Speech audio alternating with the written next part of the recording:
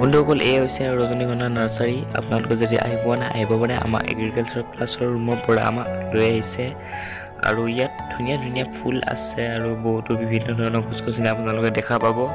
আৰু মই আচলতে আপোনালোকৰ ৰিয়েল চাউণ্ডটো দিব পৰা নাই, কাৰণ ৰিয়েল চাউণ্ডটো দিয়াৰ লগে লগে বাহিৰৰ বহুতো বিভিন্ন ধৰণৰ চাউণ্ডবিলাক আহি ইয়াত সোমাই পৰিছে। গতিকে মই ৰিয়েল চাউণ্ডটো দিব পৰা নাই। গতিকে মই ক'বলৈ চেষ্টা কৰিছোঁ ইয়াত কি কি দেখুৱাইছে। বৰ্তমানে আমাক ছাৰে আমৰ গছ দেখুৱাই আছে আৰু এই আমজোপাক সুবৰ্ণ ৰেখা বুলিও কোৱা হয়।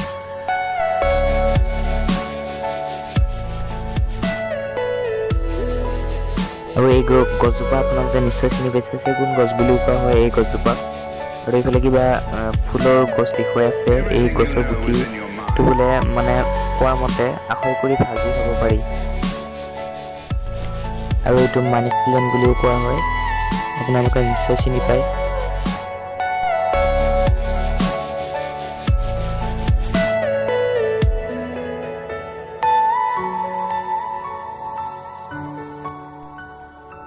বহুত সুন্দৰ নাৰ্চাৰী, আপোনালোকে আহিব পাৰে। আৰু এই যিজন ছাৰে এই গছজোপা ধৰি আছে, এই গছজোপাৰ এজোপা পুলিৰ দাম 500-600 টকা বুলি কোৱা শুনিছোঁ। আৰু এই গছজোপা গ্ৰাফিং কৰি বনোৱা হয়।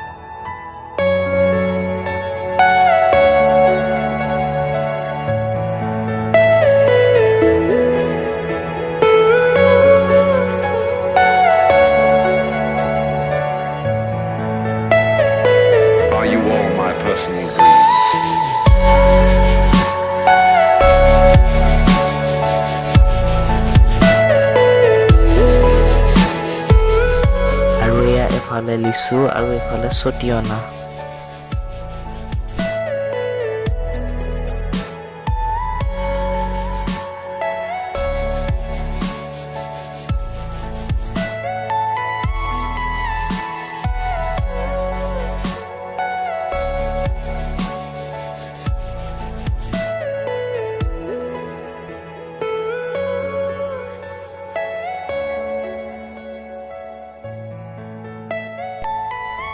আৰু আপোনালোকে নিশ্চয় চিনি পায়, এয়া ইলাইচিৰ গছ।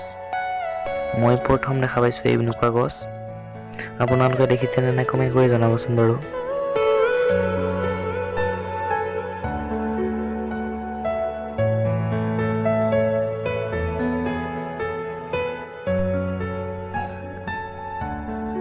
আৰু এতিয়া ছাৰে ধুনীয়াকৈ আমাক নাৰ্জী ফুলৰ যিটো কোমল আগঠানিটো কেনেকৈ কাটি কোমল ঠানিটো ৰোপণ কৰিব লাগে আকৌ তাৰ বিষয়ে আমাক অলপমান শিকাইছে। প্ৰথমতে এয়া বালিচহীয়া মাটি লাগিব অলপমান।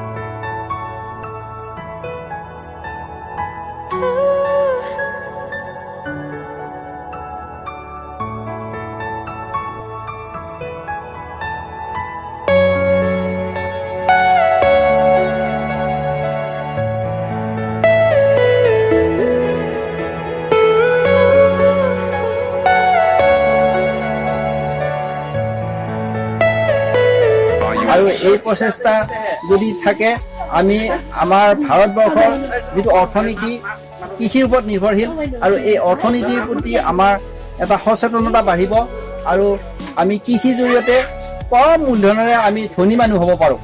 আমাৰ ভাৰতবৰ্ষত বৰ্তমান আমি চাইছোঁ যিসকল ধনী ৰাজ্য ভাৰতবৰ্ষৰ, এই ৰাজ্যবিলাক কৃষিৰ ওপৰত নিৰ্ভৰশীল আৰু তেওঁলোক খুব তেওঁলোকৰ স্বাস্থ্যৰো উন্নতি হয়, কাৰণ তেওঁলোকে ভাল বস্তু খাব পাৰে। গতিকে আমি প্ৰতিগৰাকী ছাত্ৰ ছাত্ৰী এই নাৰ্চাৰীৰ বিষয়টো শিকি লৈ, কৃষি পদ্ধতি কথাটো শিকি লৈ ইয়াক কাম কৰাটো প্ৰয়োজন।